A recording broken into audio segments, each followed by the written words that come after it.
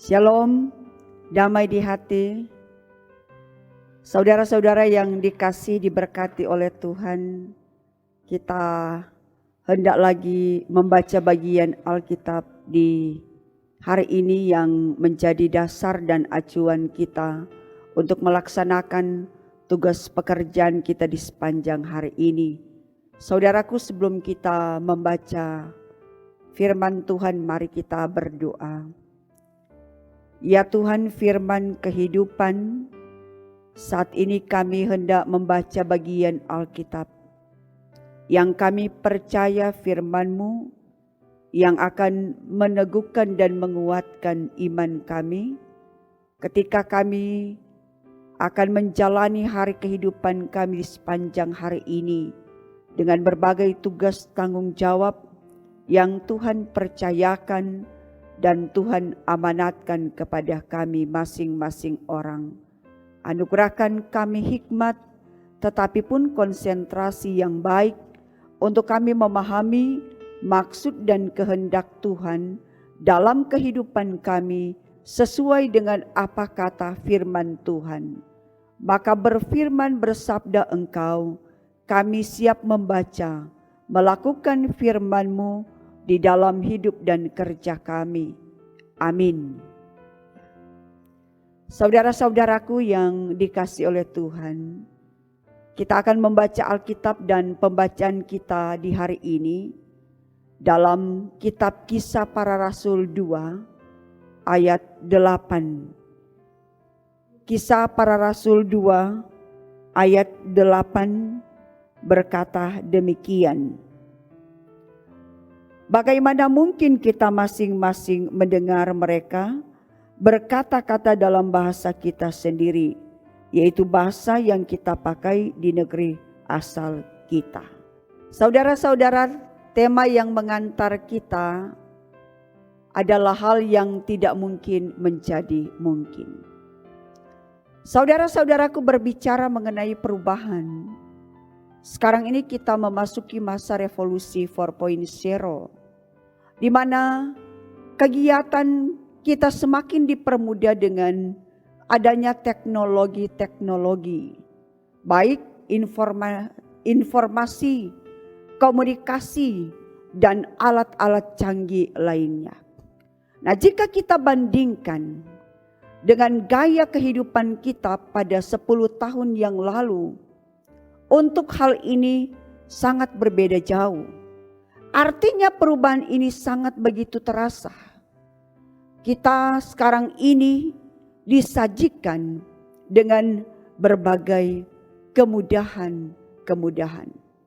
Tetapi kita harus ingat bahwa bahaya terbesar bagi gereja bila kehidupan bergereja itu berubah menjadi rutinitas yang menyesuaikan dengan perkembangan zaman, namun tidak dilandaskan pada firman Tuhan, sehingga tidak akan menghasilkan yang menunjukkan bahwa Roh Kudus itu nyata dalam pribadi kita. Artinya kita terjebak pada kesenangan duniawi, kita mendahulukan kenikmatan duniawi daripada melakukan kehendak Tuhan.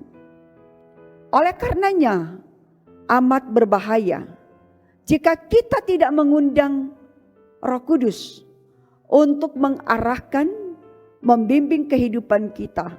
Dan amat berbahaya lagi jika kita membahayakan diri kita sendiri. Saudara-saudara, banyaknya perubahan-perubahan yang terjadi dan nantinya akan terjadi. Karena itu kita harus memegang komitmen iman untuk selalu mengundang kuasa Roh Kudus. Karena di setiap perubahan itu mungkin kita akan diperhadapkan dengan berbagai tantangan, godaan untuk menjebak kita meninggalkan Kristus. Hal itu yang kiranya mengingatkan kita bahwa perubahan yang terjadi itu mungkin karena seizin Tuhan. Sehingga apapun yang terjadi akan membuat kita tetap berpegang teguh pada kehendak Tuhan.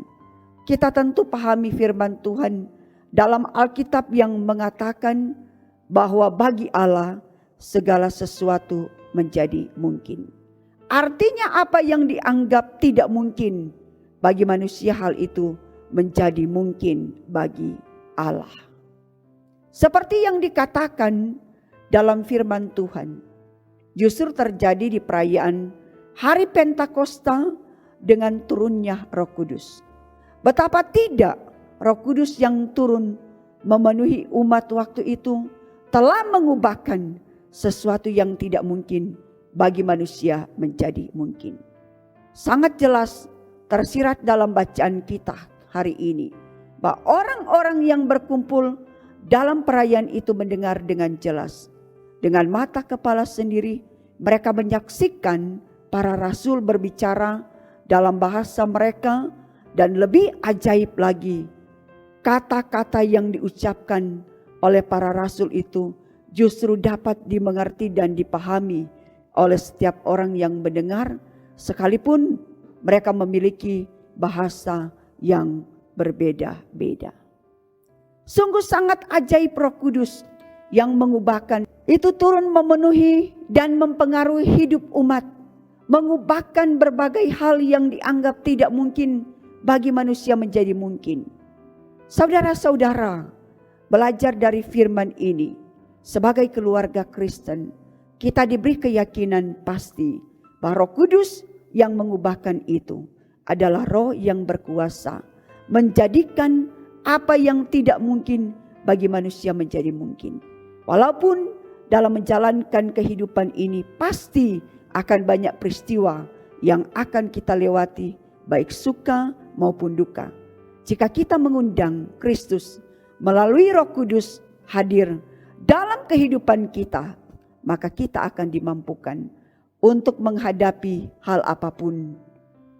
Karena Roh Kudus akan memberi kita kekuatan dan kesanggupan untuk menghadapi berbagai masalah, sehingga kita pun mengamini di setiap perubahan, di setiap keadaan yang kita lewati, itu semua terjadi atas izin Tuhan.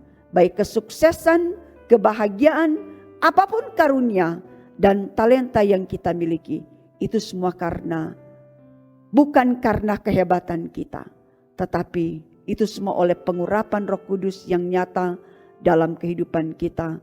Karena Roh Kudus itulah yang mengubahkan kehidupan orang percaya.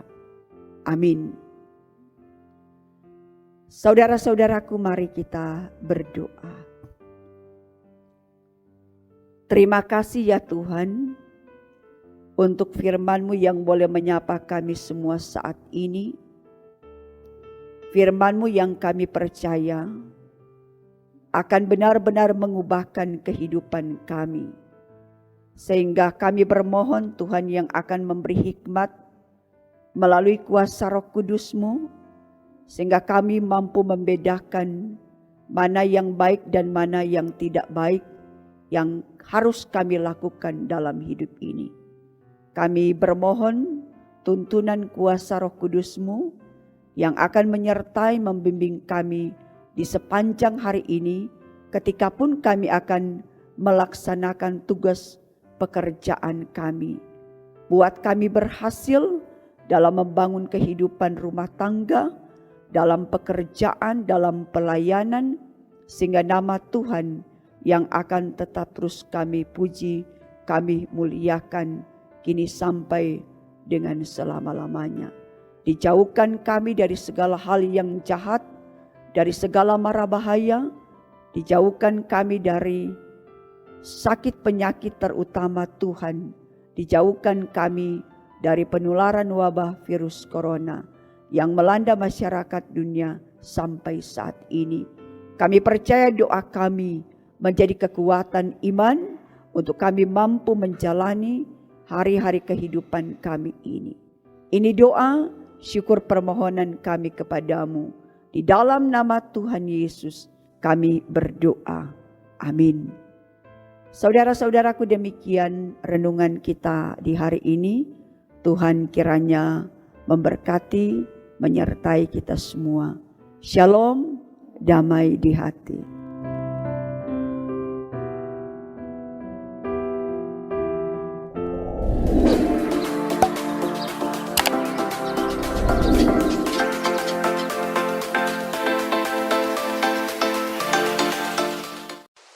Jangan lupa subscribe channel Gemim Bukit Moria Rike.